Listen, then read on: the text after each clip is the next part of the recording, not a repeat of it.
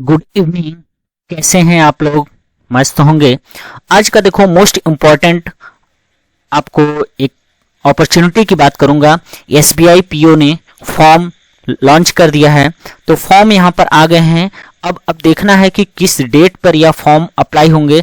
तो ध्यान रखना कि यहाँ से पेमेंट अगर से 7 से मतलब आज से आप फॉर्म फिलअप कर सकते हैं। आपको दिख रहा होगा, तो यहाँ से आप फॉर्म फिलअप कर सकते हैं। और कह रहा है कि लास्ट पेमेंट करेंगे 27/9/2023 तक इसका पेमेंट कर सकते हैं। ओके, अगर जो एडमिट कार्ड आएगा 2nd वीक ऑफ अक्टूबर तक इसका एडमिट कार्ड आ जाएगा।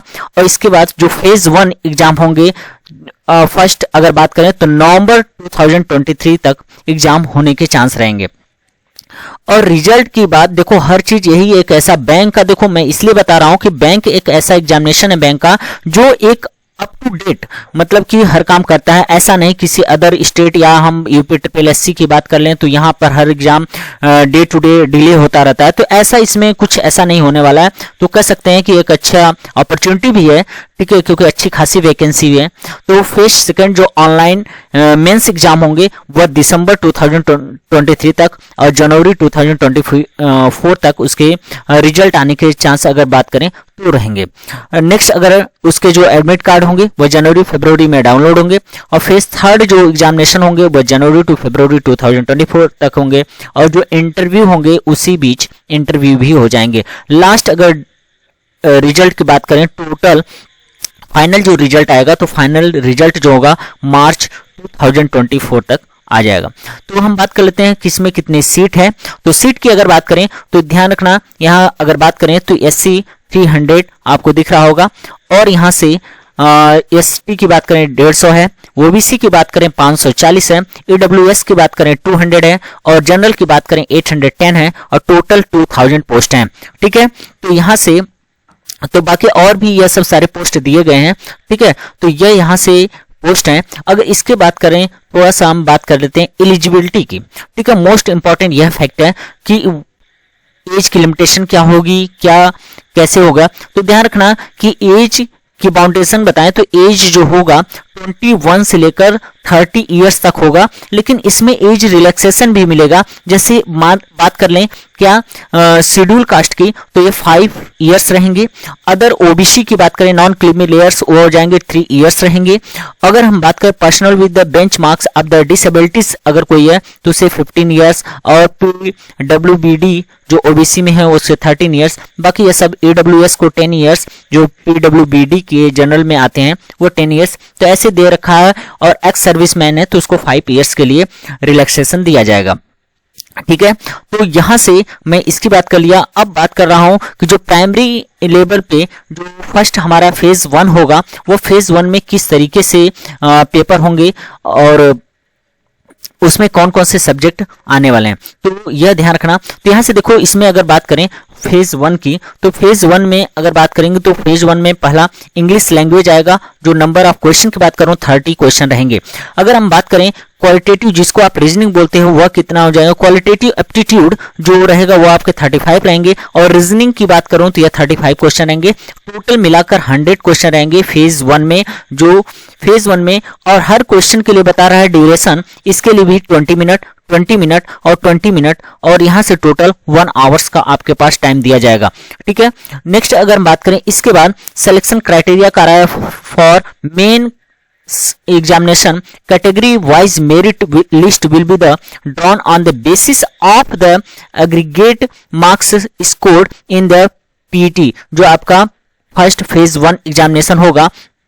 कराए कि नो सेक्शनल कट ऑफ, इसमें देखो there will be no sectional cut off candidate numbering of the 10 times और the number of vacancy in each. इसमें से जो इसमें कोई भी मतलब कि इसमें डिडक्शन मार्क्स नहीं रहेंगे और 10 टाइम्स नंबर ऑफ स्टूडेंट इसमें क्या किए जाएंगे, ले लिए जाएंगे मेंस एग्जाम को देने के लिए। मेरिट लिस्ट इस प्रकार से बनेगी। लेकिन जैसे ही फेज 2 में आएंगे कराए कि mains exam will be the conduct online will be the objective test 200 marks का होगा, डिस्क्रिप्टिव होगा टेस्ट जो होगा 50 मार्क्स का होगा। टोटल मिलाकर 300 मार्क्स के बात होगी।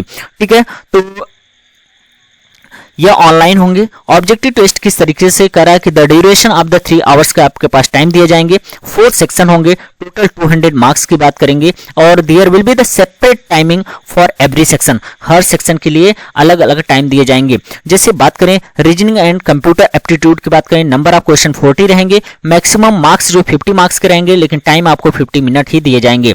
फिर करा डेटा एनालिसिस एंड इंटरप्रिटेशन की बात करूं तो नंबर ऑफ क्वेश्चन 30 रहेंगे और मैक्सिमम मार्क्स 50 रहेंगे, 45 मिनट आपको दिया जाएगा।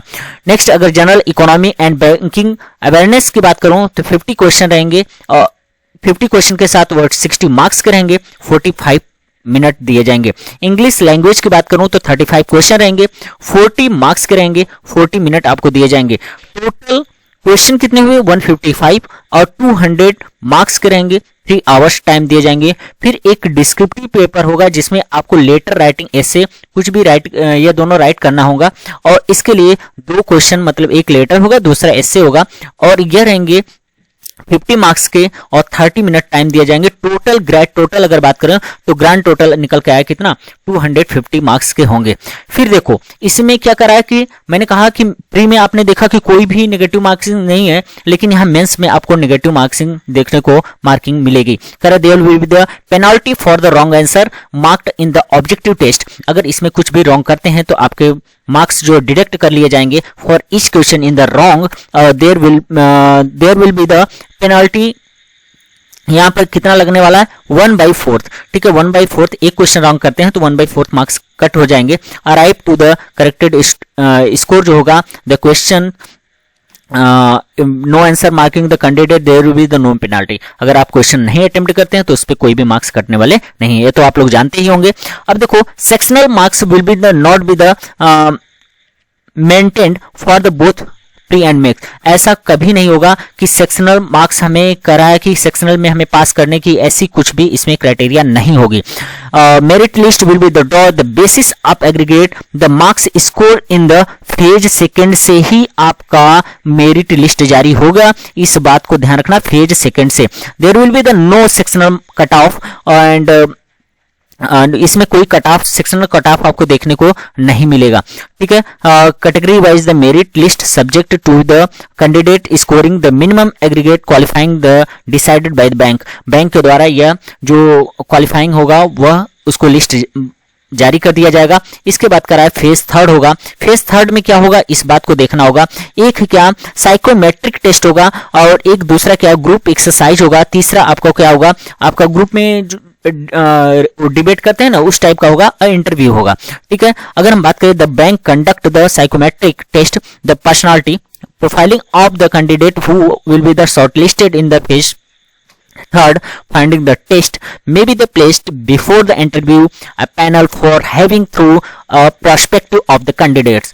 maximum marks अगर देखने को मिलेंगे क्या 20, ग्रुप एक्सरसाइज के 20, इंटरव्यू में 30, टोटल हो गए 50, ठीक है।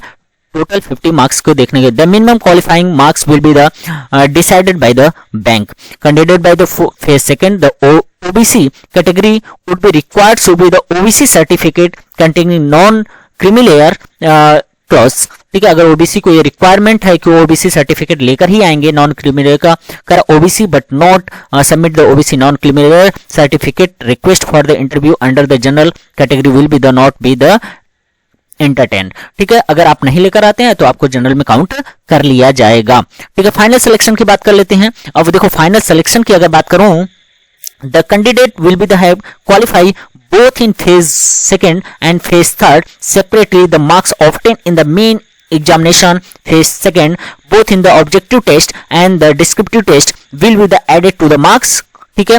अब देखो फेज सेकंड और फेज थर्ड का मार्क्स क्या कर रहा है कि ऐड करने की बात कर रहा है और कह रहा है कि obtain in the phase third for the preparing the final merit list the marks obtain in the primary examination phase 1 will not be added. मतलब कि आपका जो फर्स्ट एग्जाम हुआ था उसको कोई भी मेरिट लिस्ट से कोई भी मतलब नहीं है, उसमें आपको क्वालिफाइंग नेचर का कह सकते हैं और उसमें नो नेगेटिव मार्क्सिंग देखने को मिलेगा, ठीक है। तो हम आज से, क्योंकि आज से ही बिना देर किए आज से, क्योंकि गुड अपॉर्चुनिटी इन 2023, तो then will be achieve to your target. और मैक्सिमम अगर मार्क्स की बात करें तो ये आपने देखा कि 250 मार्क्स के correct marks obtain in the candidate phase second mains examination and the descriptive test phase third group exercise, ये सब हो गए। नॉर्मलाइजेशन 100 मार्क्स क्या रहेगा मैक्सिमम, करेक्ट कि मैक्सिमम मार्क्स अब द 250 मैक्स मेंस में देखने को मिला और ग्रुप एक्सरसाइज 50 मार्क्स, टोटल हो गए 300 मार्क्स आपको देखने को मिल गया। करेक्ट नॉर्मलाइज्ड मार्क की बात करें 75 और यहाँ 25 जो ग्रुप एक्सरसाइज एंड इंटरव्यू होते हैं उसमें रहेंगे, टोटल 100, तो यह आपको देखने को मिलेगा। तो यह फाइनल सिलेक्शन प्रोसेस की बात मैंने कर लिया।